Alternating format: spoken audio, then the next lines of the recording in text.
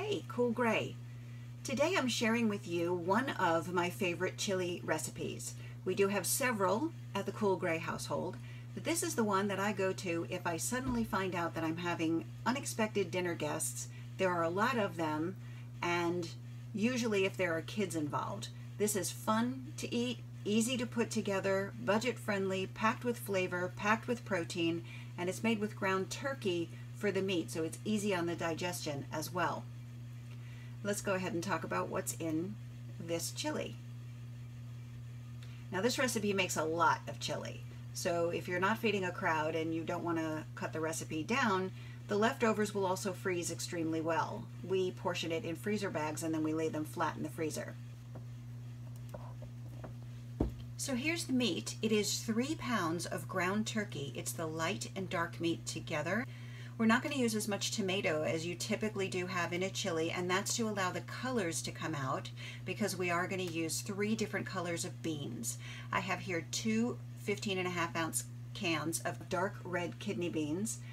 For the white, we've got a can of cannellini and a can of navy beans, 2 different sizes, 2 different textures, adds to the fun, and 2 cans of black beans. For our spices, no chili is complete without chili powder. We have 3 tablespoons here and 2 tablespoons of ground cumin. We're going to use more later, but that's to season the meat. And for our fresh vegetables, we have a very large onion. If you have smaller onions, use 2. We're going to use 5 cloves of fresh garlic. I've got 4 stalks of celery, and right here I'm using the mini sweet bell peppers. I happen to have them on hand, but you can use 1 small red bell pepper and 1 small yellow bell pepper. Again, we're going to focus on playing with color, playing with size and texture in order to make this a fun chili. You're also going to need your largest pot for this chili. I think this is a 5.5 quart pot I'm using today. It is non-stick and relatively new, and it's red. I just adore it. First thing you want to do to prepare for this recipe is to rinse all of the beans very well, and then just set them aside. We'll add them in a little bit later on. The next thing you want to do is prepare the meat. Go ahead and take your seasonings. We've got 3 tablespoons of chili powder and 2 tablespoons of ground cumin. We're adding it to the meat because we don't want the color to affect our chili. We want all those beautiful colors of all those fresh vegetables to show up. So I'm going to season my meat. We're going to add a little bit more of this later on, but most of the flavor is going to be in this meat. Now turkey meat is a little bit different in texture. It behaves a little differently than ground beef, so you'll notice I'm being very gentle here. I just want to incorporate those seasonings, make sure that they're well combined, but I don't want to overwork this meat or it'll just become mushy, and what we want is not mushy, very much not mushy. So I'm just gently combining, trying not to squeeze too hard, and of course I am using my hands. You'll know if you've watched my previous videos that I just don't believe you're having enough fun and you're just not doing it right in the kitchen if you're not getting your hands into your ingredients. So please have fun. The next thing we want to do is begin cooking, and we're going to start with just a couple of tablespoons of oil in our pan. Heat that up really well. I use an extra virgin olive oil. Now I'm going to go ahead and add my chopped garlic. I'm only going to cook that for about 30 seconds. We do not want this garlic to burn, but we do want it to temper that oil. So I'm just going to give it a quick stir or 2. Then I'm going to go ahead and add the meat. That'll bring the temperature down a little bit, and it will allow the garlic to get fully incorporated into the meat. Now, once again, I'm going to be gentle. I'm not going to mash that meat too much. What I want to do is get the garlic mixed in there. I want to break it up a little bit, and I want to allow the meat to begin to cook as this goes. I'm going to leave it alone for a little while, maybe a minute or 2 at a time. I'm not going to stir it constantly. I'm going to put my spoon down and walk away. Then I'm going to come back and give it a light stir. And I'm looking here for some textures. I'm going to allow some bits of this turkey to form larger clumps and others to be smaller. You'll see a lot of juices will come out. Those juices are going to be packed with flavor from all the seasonings we put in the meat, and that is a good thing. Once I'm very satisfied with my texture and my doneness, I see that my large clumps aren't showing any pink any longer. All the meat is cooked through. It doesn't necessarily have to brown. Now I'm going to take my strainer and I'm going to go ahead and begin to take this meat out. I'm going to leave those juices behind. We're going to need those in just a minute. That meat is packed with flavor, but the juice that we're leaving in the pot is as well. And chili is all about flavor.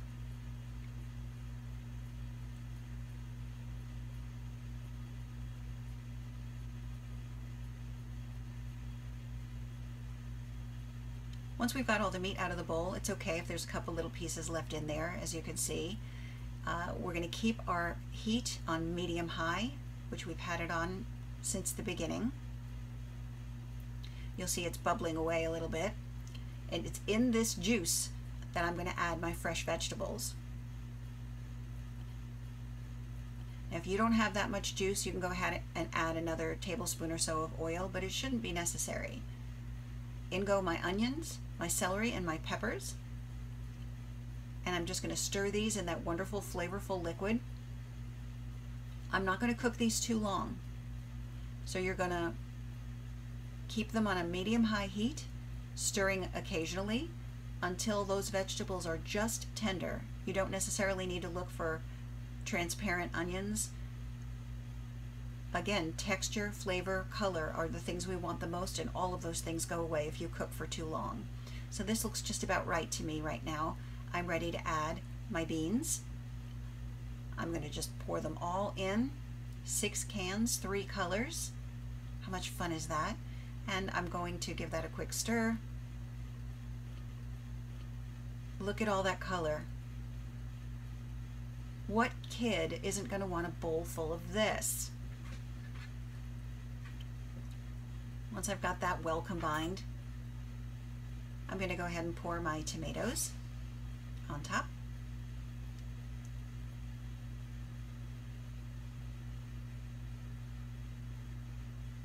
I'm going to stir that in as well.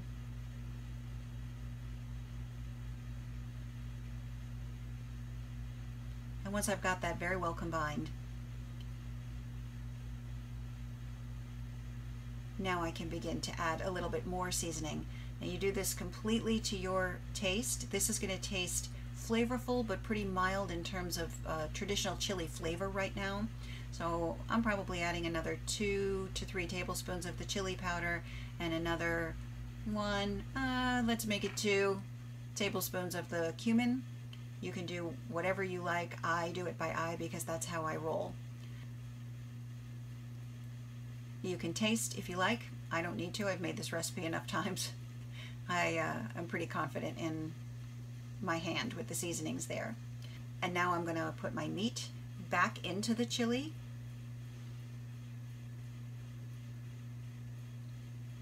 This goes pretty quickly. It is very easy to put together.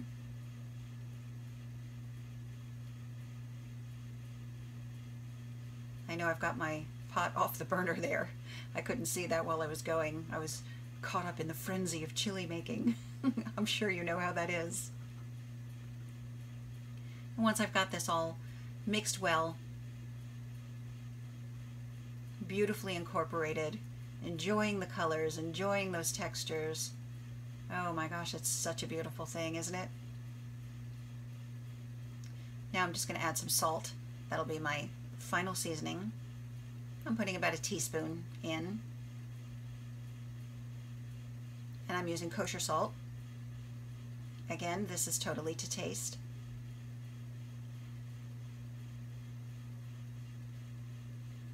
Stir it up one more time.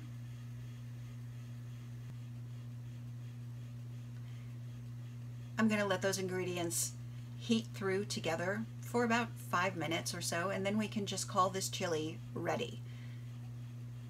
You can see here how beautiful it is, how much color's been retained, and it's ready to serve.